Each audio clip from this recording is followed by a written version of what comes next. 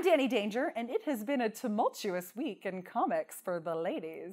Janelle Asellin posted a review of a comic book cover on CBR's website that I thought was really well explained and pretty civil. It called into question the publisher's motivations for overly sexualizing a 16-year-old superheroine's image pretty drastically. She had some pretty valid questions. Who are these comics being marketed to? Who are they intended for? Would a young girl pick them up? Both Image Comics and Comixology have recently released statements that young women are the largest growing demographics in comic book retail right now. And this article served as a really good viewpoint for how ladies are viewing comic book art.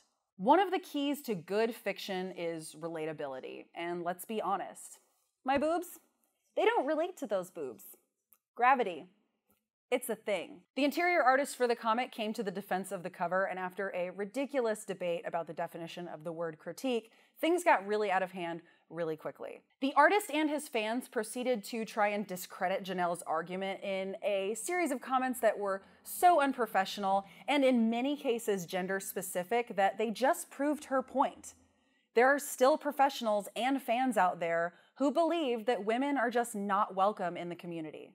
I didn't start to get really angry until some of the fans went so far as to say that women who let outside media influence how they feel about the way they look were just the result of bad parents. Listen up, Scooter. My mom raised me on $7 an hour and I wanted for nothing. She worked overtime and was not always there, but she was a great parent and I won't let anybody say that she did anything wrong. No parent can control every image that their child sees. It's absolutely impossible. Nobody lives under a rock. Things went from bad to worse when Janelle started to receive rape threats, which is disappointingly common for women in the geekosphere online, so much so that it is becoming a standard by which we can measure our success. For me, this means that if I want to be influential online, I have to accept that there are going to be threats made to my personal safety and sexual independence on a daily basis and pretty graphically. The first time I sat down and asked myself if I was willing to make this sacrifice, I got so angry because I live in a world where I have to ask myself that question, and I'm not okay with it. I found it really interesting that all of Assellin's naysayers kept bringing up the feminist agenda, the feminist agenda, the feminist agenda.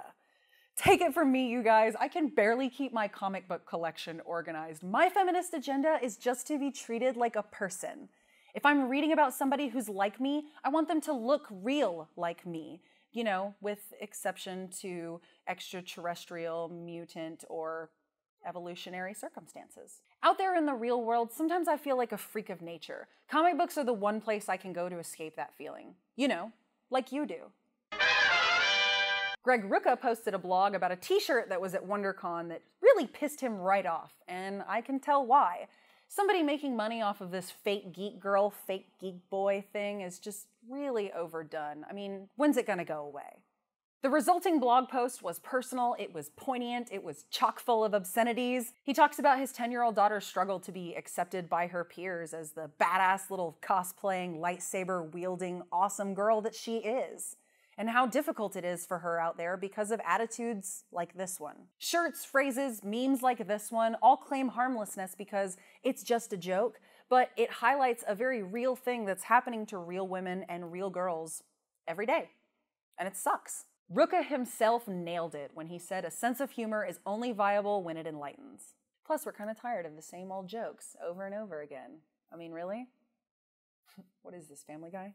Rucka's statement did not disappoint his fan base, and with strong women littered all over the covers of every comic book he's ever written, it's no wonder. Writers like Greg give us hope that the pervasive no girls allowed attitude in comics will eventually die out. The company that printed the shirt defended it by saying there was also a fanboys version, and they qualified the statement by saying that they didn't mean girls or boys who were geeks, they meant fanboys or fangirls, and then proceeded to set all of these parameters for who is and is not a real geek. This tells me and everybody else that they consider themselves so legitimately geek that they can set those standards, yet they've missed this entire huge movement to make comics friendly for everybody. How many industry professionals have to tell you that you've put your foot in your mouth before you pull it out? This week has been a glaring reminder for how we all need to make a better effort to just geek out together. There's no need to set parameters for who qualifies as a geek and Who doesn't? Because we've all felt left out at some point. There is definitely no need to threaten a woman because she has the audacity to comment about how her own gender is being treated in the medium. What do you think? Tell me down below in the comments. This has been a really controversial issue. Everyone's been talking about all of this stuff. I want to know what you think. Be sure to like this video, share it, and subscribe. The more we talk about this stuff, the less likely it is to happen. Vanquish your enemies with the power of your words and the clarity of your thoughts.